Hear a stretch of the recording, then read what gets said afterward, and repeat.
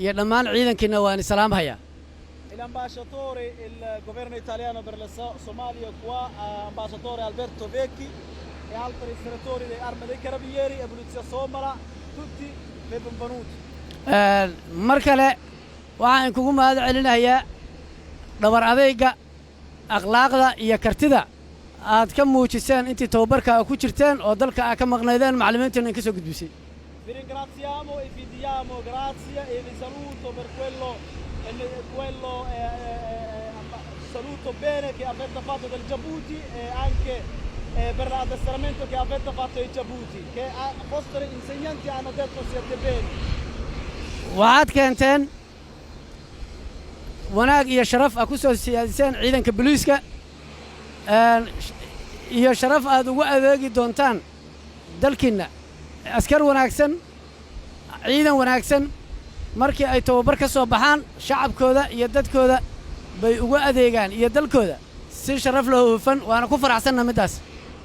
Siamo contenti avete fatto onore nostro del addestramento per la polizia somala che è in Djibouti, avete fatto disciplina, avete fatto il cuore per il nostro paese e siamo contenti per sentire queste avete fatte bravi soldati del Djibouti.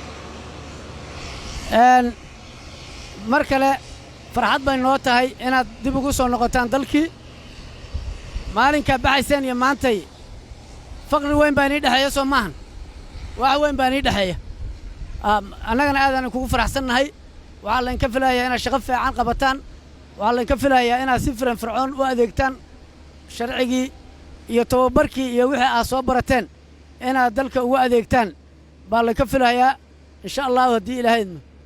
Siamo contenti per essere qua oggi per venire qua al Festival Baiose Ripatria, anche siamo contenti per avere voi dopo di addestramento e siamo contenti per averti qua e noi aspettiamo che avete fare un buon lavoro per il vostro paese.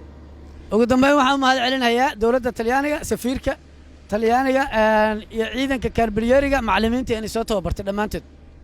Porto la voce per la polizia somala, vi ringraziamo il vostro paese, vi ringraziamo i vostri insegnanti che hanno addestrati, il governo somalo, il governo italiano e la popolazione italiana che ha aiutato il nostro paese e i nostri poliziotti per essere addestramento per questo poliziotti Darawish.